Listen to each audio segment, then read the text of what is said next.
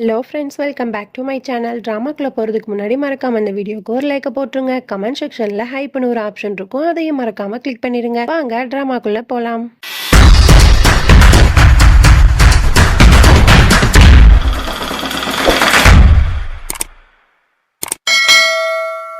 Starting சீனில் நம்ம தியாவையும் ரதன் சிங்கையும் காட்டுறாங்க. ரெண்டு பேருமே டெரரிஸ்ட்டை மாட்டிக்கிட்டாங்க. ரெண்டு பேருமே வந்து கட்டி போட்டு வச்சிருக்காங்க. இப்போ தியாவும் ரதன் சிங்கும் வந்து என்ன பண்ணலாம் அப்படிங்கிற மாதிரி யோசிச்சுட்டு தியா வந்து கண்ணை காட்டுறா. ஒரு டேபிளில் வந்து மயக்கமடைய வைக்கிற மாதிரி ஒரு பாம் வந்து இருக்கும். அதை கையை காட்டுறா. அதை எப்படியாவது நம்ம எடுக்கணும் அப்படிங்கிற மாதிரி கண்ணை காட்டிட்டு இருக்கா. உடனே வந்து வந்துட்டு அப்படி மூச்சு விட முடியாம அப்படி இருமிக்கிட்டே இருக்கா. உடனே ரதன் சிங் சொல்றான், இவளுக்கு மட்டும்தான் அந்த ஃபாரினர்ஸ் எங்க இருக்காங்கன்னு தெரியும், அதனால இவள் உயிரை வந்து எடுத்துடாதீங்க, இவளுக்கு மட்டும் தான் உண்மை என்னன்னு தெரியும் அப்படிங்கிற மாதிரி அவளுக்கு கொஞ்சம் தண்ணி கொடுங்க அப்படிங்கிற மாதிரி சொன்னோன்னே டக்குன்னு வந்து அந்த டெரரிஸ்ட்டும் வந்து கயரெல்லாம் அவுத்து விட்டு அவளுக்கு வந்து தண்ணி கொடுத்துட்டு இருக்காங்க. அப்போ ஒன்று தியாவும் ரதன் சிங்கும் வந்து ஃபேக்காக ஒரு ஃபைட்டு போடுறாங்க. என்ன அப்படின்னா, தியா நீ தான் சொல்லி தொலை, ஏன் எதுக்காக நீ வந்து அவங்கள காப்பாத்திட்டு இருக்க, நம்ம எல்லாரும் லைஃப் முக்கியம், உன்னோட உயிர் வந்து எனக்கு ரொம்ப முக்கியம், நீ இல்லாமலாம் என்னால் வாழ முடியாது அப்படிங்கிற மாதிரி ரெண்டு பேரும் வந்து ஒரு ஃபைட்டை போடுற மாதிரி போட்டுட்டு அப்படியே வந்து அந்த பாம் கிட்ட போயிட்டு தியா வந்து அந்த பாம் வந்து கையில் எடுத்துடுறா. உடனே சரி ஓகே, நான் வந்து அந்த ஃபாரினர் எங்க இருக்காருன்னு சொல்றேன் அப்படிங்கிற மாதிரி சொன்னோன்னே அந்த டெரரிஸ்ட் எல்லாரும் ஆர்வமா காத்துட்டு இருக்காங்க. உடனே வந்து அந்த பாம் இருக்குல்ல அதை வந்து போட்டு விட்டுறா. அந்த இடமே வந்து அப்படியே புகையா மாறிடுது. தியாவும் ரதன் சிங் வந்து அந்த இடத்த விட்டு அப்படியே தப்பிச்சு ரூமுக்கு போயிடுறாங்க. உடனே எல்லாருக்குமே பயங்கர ஹாப்பி, நீங்க எப்படியோ தப்பிச்சு வந்துட்டீங்களா அப்படிங்கிற மாதிரி சொல்லிட்டு எல்லாரும் அப்படியே ஹக் பண்ணிக்கிறாங்க. இப்போ உடனே தியா சொல்றா, இதுக்கப்புறமும் வந்து ரொம்ப நேரம் இந்த இடத்துல இருக்க முடியாது, எப்படியாவது வந்து தப்பிக்கணும், ஏன் அப்படின்னா அந்த கேஸோட பவர் எவ்வளவு நேரம் இருக்கும்னு தெரியாது அப்படிங்கிற மாதிரி சொல்லிட்டு அந்த குடும்பத்துல இருக்க எல்லாருமே வந்து அந்த ரூம்ல இருந்து வேற ஒரு இடத்துக்கு வெளியே வந்து அனுப்புறதுக்காக வந்து எல்லாரையும் கூட்டிட்டு போய்கிட்டு இருக்காங்க. அப்ப யாஷோட ஒய்ஃபுக்கு டக்குன்னு காலில் அடிபட்டு அந்த இடத்துலயே வந்து உட்காந்துடுறா. உடனே யாஷ் இருந்துட்டு வா நம்ம போலாம் சொல்லும்போது, இல்ல என்னால முடியல, நீங்க ஃபர்ஸ்ட் போங்க, நான் வந்துடுறேன், நீங்க போய் ஹெல்ப்புக்கு யாரையாவது கூட்டிட்டு வாங்க, நம்ம ரெண்டு எல்லாம் சேர்ந்து போயிடலாம் அப்படிங்கிற மாதிரி சொல்லிட்டு இருக்கும்போது பார்த்தா யாஷ் வந்து அந்த இடத்த விட்டு போயிடுறான். அந்த டெரரிஸ்ட் வந்து மயக்கத்துல இருந்து எரிஞ்சு கீழே வந்துடுறாங்க. இவன் வந்து ஒரு ஸ்டெப்புக்கு பின்னாடி ஒளிஞ்சிட்டு இருக்கா. அதை வந்து இவன் பார்த்துட்டு அவளை வந்து கன் பாயிண்ட்ல வந்து பிடிச்சிடுறாங்க. உடனே யாஷ் இதை பார்த்துட்டு ஒழுங்கு மரியாதை என் ஒய்ஃப் விட்டுருங்க அப்படிங்கிற மாதிரி அவன் வந்து நிக்கிறான். இதை பார்த்தோன்னே ரதன் சிங் வந்து நின்றுறான், தியா வந்துடுறான். அப்படி குடும்பத்துல இருக்க எல்லாருமே வந்து யாஷோட ஒய்ஃபை காப்பாற்றணுன்றதுக்காக அந்த இடத்துல வந்து மாட்டிக்கிறாங்க. எல்லாருமே வந்து அந்த டெரரிஸ்ட் வந்து பிடிச்சிடுறாங்க. உடனே தியா சொல்றா, உங்களால எங்களை ஒன்றும் பண்ண முடியாது, இப்போ கொஞ்ச நேரத்துல போலீஸ் வந்துருவாங்க, நாங்க வந்து அந்த ஃபாரினர்ஸையுமே வந்து இந்த இடத்த விட்டு தப்பிக்க வச்சுட்டோம், இனி உங்களுக்கு எந்த யூஸுமே கிடையாது அப்படிங்கிற மாதிரி அவன் ரொம்ப கெத்தா பேசுறான். இது வந்து அந்த ஃபேக்கா ஒருத்தர் இருக்கான்ல டெரரிஸ்ட் வந்து பயங்கரமா டென்ஷன் ஆகி தியா வந்து அப்படியே கன் பாயிண்ட்ல வச்சு அப்படி மிரட்டிட்டு இருக்கான். உடனே குடும்பத்துல இருக்க எல்லாரும் வந்து அப்படி சண்டைக்கு வராங்க. உடனே யாஷோ ஒரு அடி அடிச்சிடறான், ரதன் சிங்கி ஒரு அடி அடிச்சு அங்கே போட்டுறான். அதுக்கப்புறம் அந்த மீத்தி பொண்ணு சொல்றான், இந்த இடத்த விட்டு நம்ம தப்பிக்க தான் பார்க்கணும், அப்படின்னா இவங்க வந்து போலீஸ்க்கும் இன்ஃபார்ம் பண்ணிட்டாங்க, அது மட்டும் இல்லாம நம்ம டார்கெட் ஆன அந்த ஃபாரினரையும் வந்து இவங்க தப்பிக்க வச்சுட்டாங்க, இதுக்கு மேல நம்ம இங்க இருந்தா நமக்கு தான் ஆபத்து அப்படிங்கிற மாதிரி வந்து அந்த பொண்ணு சொல்லிக்கிட்டு இருக்கா. உடனே வந்து அவன் என்ன பண்றானா அப்படின்னா கோவத்துல வந்து அப்படி தியாவோட நெத்தில வந்து கண்ணை வைக்கிறான். உடனே அதுக்கு மீசக்காரன் சொல்றான், இந்த மாதிரி தியாவெல்லாம் எதுவும் பண்ணாதீங்க, ஏன் உயிரை வேணா எடுத்துக்கோங்க அப்படிங்கிற மாதிரி அவன் வரான். அப்புறம் ரதன் சிங் வந்துட்டு இல்ல ஏன் உயிரை வேணா எடுத்துக்கோங்க, இப்படி குடும்பத்துல இருக்க எல்லாரும் வந்து ஏன் உயிரை வேணா எடுத்துக்கோங்க, ஏன் உயிரை வேணா எடுத்துக்கோங்க சொல்லிட்டு எல்லாரும் மாத்தி மாத்தி சொல்லிட்டு இருக்காங்க. உடனே அவனுக்கு வந்து இன்னும் பயங்கரமா டென்ஷன் ஆகி அவன் என்ன பண்ணிட்டான் அப்படின்னா அந்த டெரரிஸ்ட் எல்லாரையும் ரவுண்டா நிக்க வச்சு ஒரு கன்ல வந்து ஒரே ஒரு புல்லட்டை மட்டும் போட்டு ஃபர்ஸ்ட் என்ன பண்றான் அப்படின்னா சாக்ஷி அக்கா கையில கொடுத்து, இந்த மாதிரி உங்க மீசக்காரனை வந்து நீ ஷூட் பண்ண, அப்படி நீ ஷூட் பண்ணல அப்படின்னா உன்னோட ஹஸ்பண்டை வந்து நான் ஷூட் பண்ணிடுவேன் அப்படிங்கிற மாதிரி மிரட்டுறான். அவன் வந்து ரொம்ப அழுதுகிட்டே வந்து கன்னை வந்து ப்ரெஸ் பண்றா. அப்போ வந்து புல்லட் வந்து போகல. அப்போ வந்து அவன் வந்து தப்பிச்சிட்டான் அப்படின்னு சொல்லிட்டு அந்த கன்னை கொண்டு போய் மீசக்காரன்ட்ட கொடுத்து, இப்போ நீங்க உங்களோட ஒய்ஃப் நீங்க இப்போ ஷூட் பண்ணல அப்படின்னா நான் வந்து உங்க பொண்ணு ஷூட் பண்ணிடுவேன் அப்படிங்கிற மாதிரி மிரட்டினோன்னு மீசக்காரன் என்ன பண்றான் அப்படின்னா அந்த அத்தக்காரி இருக்கலாம் அவளை நோக்கி கன்னை வச்சுட்டு அதையும் ப்ரெஸ் பண்றான். அப்பவும் வந்து கன் வந்து ஷூட் ஆகல. இந்த மாதிரி ஃபேமிலியில இருக்க ஒவ்வொருத்தையா கன் பாஸ் ஆயிட்டே போகுது. லாஸ்டா வந்து தியாவோட அக்கா கையில கன்னு போகுது. அவங்க அக்கா வந்து என்ன சொல்றான் அப்படின்னா, நீ வந்து ரதன் சிங்கை ஷூட் பண்ணணும் அப்படிங்கிற மாதிரி சொன்னோன்னே அவன் வந்து வேற வழியே இல்லாம ரதன் சிங்கை ஷூட் பண்ணிடுறா. கன்ல இருந்து புல்லட்டும் போயிட்டு ஸ்ட்ரெயிட்டா ரதன் சிங்கை போய் அட்டாக் பண்ண போது டக்குன்னு தியா வந்து ஊடையில போயிடுறா. தியாவோட கையிலே வந்து புல்லட் பட்டுறது. தியா அப்படி கீழே விழுந்துடுறா. குடும்பத்துல இருக்க எல்லாருமே பயங்கரமா ஷாக் ஆயிடுறாங்க. ரதன் சிங் இருந்துட்டு பயங்கரமா அழுகுறான். தியா ஒண்ணு இல்ல அப்படிங்கிற மாதிரி சொல்லி ஒரு துணியை எடுத்து அந்த பிளட் வந்து நிறைய லாஸ் ஆகாம இருக்காம தியாவோட கையில வந்து கெட்டி விட்டுறான். அதுக்கப்புறம் ரதன் சிங் போயிட்டு அந்த மீத்தி கிட்ட வந்து கெஞ்சுறான், ப்ளீஸ் தயவு செஞ்சு மெடிக்கல் கிட்ட கொடு மீத்தி அப்படிங்கிற மாதிரி கேட்டோன்னா அதுக்கு அந்த மீத்தி சொல்றா, நீ வந்து என் காலில் விழுந்து கெஞ்சு நான் தரேன் அப்படிங்கிற மாதிரி சொன்னோன்னா ரதன் சிங் வந்து அந்த மீத்தியோட காலிலே விழுந்து தயவு செஞ்சு உதியாவோட உயிர் எங்களுக்கு முக்கியம், நீ வந்து மெடிக்கல் கிட்ட தந்துரு அப்படின்னு சொல்லிட்டு அவளோட காலில் விழுந்து அப்படியே பிச்சை கேட்கற மாதிரி கெஞ்சிக்கிட்டு இருக்கான். உடனே அந்த மீத்தி பொண்ணு சொல்றா, சரி போய் அந்த கிட்ட எடுத்துட்டு வாங்க அப்படிங்கிற மாதிரி ஒருத்தங்கிட்ட சொல்லி அனுப்பிட்டு அந்த கிட்டையும் கொண்டு வந்துட்டு ஒரு பக்கெட் நிறைய தரன்னு கொதிக்கிற தண்ணி இருக்கு, அதுக்குள்ள அந்த கிட்ட போட்டுறா. உடனே ரதன் சிங் கிட்ட சொல்றா, இப்ப நீ இந்த கையை விட்டு இந்த கிட்ட வேணா எடுத்துக்கோ அப்படிங்கிற மாதிரி சொன்னோன்னு வந்துட்டு வேணாம் ரதன் சிங் வேணாம் அப்படிங்கிற மாதிரி மயக்கத்திலே சொல்லிக்கிட்டு இருக்கா. உடனே ரதன் சிங் வந்துட்டு தியா தான் முக்கியம் அப்படின்னு சொல்லிட்டு கொதிக்க கொதிக்க இருக்க தண்ணிக்குள்ள கையை விட்டு அந்த மெடிக்கல் கிட்ட வந்து எடுத்து தியா கையில இருக்க புல்லட்டையும் ரிமூவ் பண்ணி அவளுக்கு வந்து கையில கட்டு போட்டு விட்டுறாங்க. அதுக்கப்புறம் அந்த மீதி சும்மா இல்லாம என்ன பண்றா அப்படின்னா அந்த மீசக்காரனையும் சாக்ஷியோட அக்காவோட ஹஸ்பண்ட் இருக்காங்களா அவங்க 2 பேரையும் டான்ஸ் ஆடுங்க அப்படிங்கிற மாதிரி சொல்லிக்கிட்டு இருக்கான். அவங்க 2 பேரையும் அப்படியே டான்ஸ் ஆடிக்கிட்டு இருக்காங்க. அதுக்கப்புறம் அந்த மீத்தி பொண்ணு என்ன தெரியுமா சொல்றா, அந்த மீசக்காரனை வந்து இந்த கொதிக்க கொதிக்க இருக்க அந்த தண்ணியை வந்து குடிங்க அப்படிங்கிற மாதிரி சொல்றான். அவன் என்ன பண்றான்னா அந்த பக்கெட் கிட்ட வந்து குடிக்க வரான். டக்குன்னு போலீஸ் வந்து அந்த அரண்மனை அப்படியே சரௌண்டிங் பண்ணிட்டு இந்த மாதிரி வந்து நாங்க எல்லாரும் வந்துட்டோம், போலீஸ் எல்லாரும் ஒழுங்கு மரியாதை டெரரிஸ்ட் எல்லாரும் வந்து இங்க வந்து எங்க கிட்ட வந்து சரண்டர் ஆயிருங்க இல்லைன்னா அவ்வளவுதான் உங்களுக்கு அப்படிங்கிற மாதிரி அவங்க எல்லாரும் ஒரு பக்கம் மிரட்டிட்டு இருக்காங்க. அப்போ அந்த ஃபேக்கா ஒரு ரதன் சிங்னு சொல்லிட்டு வந்தால ஒரு டெரரிஸ்ட் அவன் என்ன செய்யறான் அப்படின்னா இந்த கேப்ல வந்து நைஸா எஸ்கேப் ஆகி வெளியே போயிடுறான். இது இருந்துட்டு இந்த மாதிரி ராஜா ஃபேமிலி எல்லாமே எங்க கையில தான் இருக்காங்க, நீங்க அதை வச்சு பார்த்து பேசுங்க அப்படிங்கிற மாதிரி அவன் வந்து போலீஸை மிரட்டிக்கிட்டு இருக்கா. அப்ப டக்குன்னு வந்து அந்த மீத்தி திரும்பி பாக்குறான், நம்ம பாஸ் எங்க அப்படிங்கிற மாதிரி யோசிச்சுட்டு இருக்க கேப்ல யாஷ் என்ன பண்றா அப்படின்னா ஃபர்ஸ்ட் எய்ட் கிட் பாக்ஸ் இருக்குல்ல அதை தூக்கி அவளோட கையில எரிஞ்சிடறான். கன்னு வந்து கீழே விழுந்துருது. அதுக்கப்புறம் மற்ற 2 டெரரிஸ்டையும் யாஷும் ரதன் சிங்கும் பிடிச்சிடுறாங்க. அப்புறம் போலீஸ் வந்து அவங்க எல்லாரையும் வந்து பிடிக்க வந்துடுறாங்க.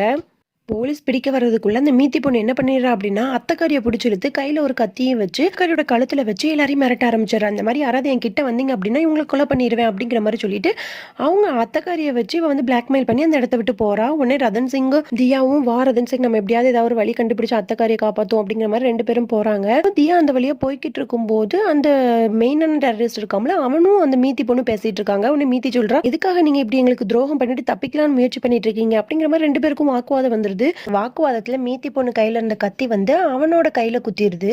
அதுக்கப்புறம் அந்த பாஸ் வச்சிருக்க கையில இருக்க கன்னு வந்து மீத்தியை வந்து நெத்திலே ஷூட் பண்ணிடுது. உடனே அந்த பாஸ் வந்து அந்த இடத்த விட்டு அப்படியே ஓடுறான். உடனே தியா அந்த இடத்துக்கு வந்து பார்த்தா மீத்தி வந்து அப்படியே இறந்து கிடக்குறா. இப்போ அத்தக்காரி எங்க அப்படிங்கிற மாதிரி தியா யோசிச்சுட்டு பக்கத்துலேயே ஒரு பெரிய பெட்டி மாதிரி இருக்கு, அதை ஓப்பன் பண்ணி பார்த்தா உள்ள அத்தக்காரி இருக்கா. அத்தக்காரியும் காப்பாத்தி தியா கூட்டிட்டு வந்துடுறா. அப்புறம் போலீஸ்ட்ட எல்லாமே நடந்த எல்லாத்தையும் சொல்லி என்கொயரிலாம் பண்ணி அதுக்கப்புறம் போலீஸும் அங்கேருந்து போயிடுறாங்க.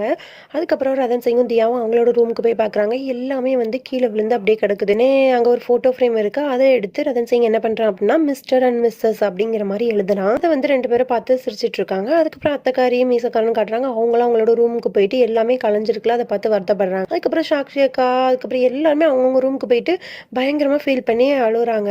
அதுக்கப்புறம் அத்தைக்காரியும் தியாவும் வந்து பூஜை ரூம்ல உட்காந்து பூஜை பண்ணி எல்லாருக்கும் வந்து ஆரத்திலாம் காட்டுறாங்க. அப்புறம் தியா வந்து ஒரு சொம்பு ஃபுல்லா வந்து அந்த பூஜை பண்ண தண்ணியை வந்து வீட்டுல தொளிக்கலாம் அப்படிங்கிற மாதிரி நின்றுட்டு இருக்கா. டக்குன்னு வந்து ரதன் சிங் வந்து பின்னாடி இருந்து தியாவை இப்படி தோடுறான். தியா வந்து பயந்துடுறான். நீயா ரதன் சிங் அப்படிங்கிற மாதிரி சொல்லிட்டு ஆமா தியா நீ எதுக்கு கழுத்துல தாலி போடாம இருக்கா, அதனால தான் அதை எடுத்துட்டு வந்தேன் அப்படின்னு சொல்லிட்டு அவளுக்கு வந்து அழகா தாலியை போட்டு விட்டு அவளோட அப்படியே கழுத்துக்கிட்ட வந்து அப்படியே கிஸ் பண்றான். அதுக்கப்புறம் தியா வந்து எல்லா பக்கமும் போய் அந்த பூஜை பண்ண தண்ணி அப்படியே வீடு ஃபுல்லா தொளிச்சுட்டே போறா. அப்போ பார்த்தா மெயினா ஒரு டெரரிஸ்ட் இருந்தால அவனை வந்து அந்த மீத்தி பொண்ணு வந்து இறக்கறதுக்கு முன்னாடி குத்திருப்பாள்ல அந்த கத்தி வந்து அங்க கிடக்குது. பார்த்தோன்னே தியா பயங்கரமா ஷாக் ஆயிட்டா. அப்ப இவன் இன்னும் உயிரோட தான் இங்கதான் எங்கேயும் இருக்கானா அப்படிங்கிற மாதிரி கெஸ் பண்ணிட்டு குடும்பத்துல இருக்க எல்லாத்தையும் போய் சொல்லலான்னு போறா. அங்க பார்த்தா சாக்ஷி அக்கா வந்து நடந்த எல்லாத்தையும் நினைச்சு ரொம்ப மைண்ட் அஃபெக்ட் ஆகி ரொம்ப பயந்து பயந்து அழுதுகிட்டே இருக்கா. ஐயோ என்னை கொலை பண்ணிடுவாங்க, என் ஹஸ்பண்டை கொலை பண்ணிடுவாங்க அப்படிங்கிற மாதிரி ஒரு மாதிரி மென்டலி அஃபெக்ட் ஆயிட்டு பயங்கரமா கத்திட்டு இருக்கா. உடனே தியா யோசிக்கிறா இந்த டைம்ல ஏதாச்சும் சொன்னோம் அப்படின்னா இன்னும் கொஞ்சம் தான் அவங்களுக்கு அஃபெக்ட் ஆகும் அப்படிங்கிற மாதிரி சொல்லிட்டு போலீஸ் தனியா கூப்பிட்டு இந்த மாதிரி எவிடன்ஸ் கிடைச்சிச்சு இருந்தாங்க அப்படிங்கிற மாதிரி வந்து அவ கொடுக்குறா. அதுக்கப்புறம் அப்படியே ரதன் சிங்கை தான் காட்டுறாங்க. அவன் ரூமுக்கு வந்து என்ன தியாவை ஆளே காணும், ரொம்ப நேரமா தேடுறேன் காணும் அப்படின்னு சொல்லிட்டு பேசிட்டே வர்றான். பார்த்தா பெட்ல வந்து ஒரு கிஃப்ட் பாக்ஸ் மாதிரி இருக்கு. அதை ஓபன் பண்ணி பாக்குறான். அதுல வந்து உள்ள ஒரு செயின் இருக்கு. அப்போ ஒரு லெட்டரும் இருக்கு. இந்த மாதிரி வந்து நம்ம இனிமே என்னைக்குமே பிரியக்கூடாது, இது என்னோட கிஃப்ட், இதை நீ எப்பவுமே கழுத்துல போட்டிருக்கணும் அப்படிங்கிற மாதிரி எழுதிருக்கு. ரதன் சிங் வந்துட்டு தியாக்கு நம்ம மேல எவ்வளவு லவ் வந்துருச்சு அப்படிங்கிற மாதிரி சொல்லிட்டு அந்த செயினையும் வந்து அவன் கழுத்துல போட்டுக்கிறான். அதுக்கப்புறம் அப்படியே தியாவை தான் காட்டுறாங்க. அவ டைனிங் டேபிள் கிட்ட உட்காந்துருக்கா. அப்ப அங்க ஒரு கிஃப்ட் இருக்கு. அதை ஓபன் பண்ணி பார்த்தா நீங்க இன்னொரு இடத்துக்கு வந்தீங்க அப்படின்னா அங்க உங்களுக்கு ஒரு கிஃப்ட் காத்திருக்கு அப்படிங்கிற மாதிரி சொல்லிட்டு இன்னொரு பிளேஸை வந்து கொடுக்குறாங்க எழுதிருக்கு. ஆனா அவ அதை போய் ஓபன் பண்ணி பாக்குறா. இல்ல இந்த ரூமுக்கு வந்தீங்கன்னா உங்களுக்கு பெரிய சர்ப்ரைஸ் இருக்கு அப்படிங்கிற மாதிரி அந்த பேப்பர்ல எழுதிருக்கு. அவ ஒரு ரூமுக்கு போறா. அங்க போய் பார்த்துட்டு ரதன் சிங் தான் சர்ப்ரைஸ் பண்ண போறான் அப்படிங்கிற மாதிரி அவ எதிர்பார்த்துட்டு இருக்கா. பார்த்தா அந்த டெரரிஸ்ட் ஒருத்தன் இருக்கான்ல அவன் தான் அங்க நிக்கிறான். பார்த்தோன்னே தியா பயங்கரமா ஷாக் ஆயிட்டு கண்ணை எடுத்து அவனோட நெத்தியில வைக்கிறான். நீ தான் வந்து என்ன இப்படி வர வச்சிருப்பேன்னு எனக்கு நல்லாவே தெரியும், அது ரதன் சிங் ரைட்டிங்கே கிடையாது அந்த லெட்டர்ல அப்படிங்கிற மாதிரி சொன்னோன்னே அந்த பாஸ் சொல்றான், ஆஹா நீ ரொம்ப பிரில்லியன்ட்னு எனக்கு தெரியதான் செய்யும் அப்படிங்கிற மாதிரி சொல்லிட்டு இந்த மாதிரி நீ எனக்கு ஹெல்ப் பண்ணல அப்படின்னா உன்னோட ஹஸ்பண்டோட உயிர் வந்து அவ்வளவுதான் அப்படிங்கிற மாதிரி சொல்றான். இதை கேட்டோன்னு தியா வந்து பயங்கரமா ஷாக் ஆயிடுறா. அண்ணே அந்த டெரரிஸ்ட் சொல்றான், இந்த மாதிரி உன் ஹஸ்பண்ட் கழுத்துல வந்து ஒரு லாக்கெட் போட்டிருக்கான், அந்த செயின்ல வந்து நான் கேமராவும் இன்ஸ்டால் பண்ணிருக்கேன், பாமும் வச்சிருக்கேன், அதனால இந்த குடும்பத்துல இருக்க யாருக்கும் தெரியாம என்ன சேஃபா நீ வெளியே அனுப்பிட்ட அப்படின்னா உன் ஹஸ்பண்ட் உயிர் தப்பும், அப்படி இல்லை அப்படின்னா உன் ஹஸ்பண்ட் வந்து பீஸா ஆயிடுவான் அப்படிங்கிற மாதிரி மிரட்ட ஆரம்பிச்சிடுறான். இதை கேட்டோன்னே தியாக்கு என்ன பண்றதுன்னே தெரியாம அந்த இடத்த விட்டு அப்படியே போறா.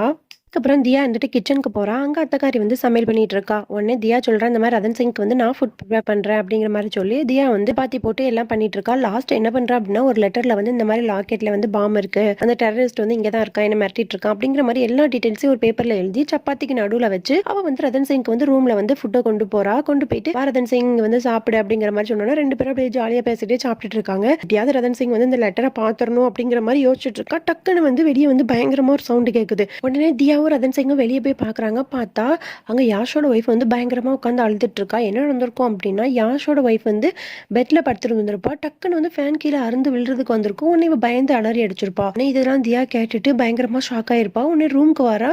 பார்த்தா ஃபோன் அடிச்சிட்டு இருக்கும். உடனே எடுத்து பேசினா அந்த டெரரிஸ்ட் இருக்கான்ல அவன் தான். இந்த மாதிரி வந்து நீ லெட்டர்ல எழுதி ரதன் சிங்க்கு இன்ஃபார்ம் பண்ணலான்னு பாக்குறியா? அந்த ஃபேன் ஒன்னும் தன்னால விழலன்னா விழ வச்சேன். நீ என்னை பத்தி இன்ஃபர்மேஷன் ஏதாவது யார்கிட்டயா ஷேர் பண்ணணும்னு நினைச்ச இந்த மாதிரி தான் நடக்கும் அப்படிங்கிற மாதிரி சொல்லி அவன் மிரட்ட ஆரம்பிச்சிடுறான்.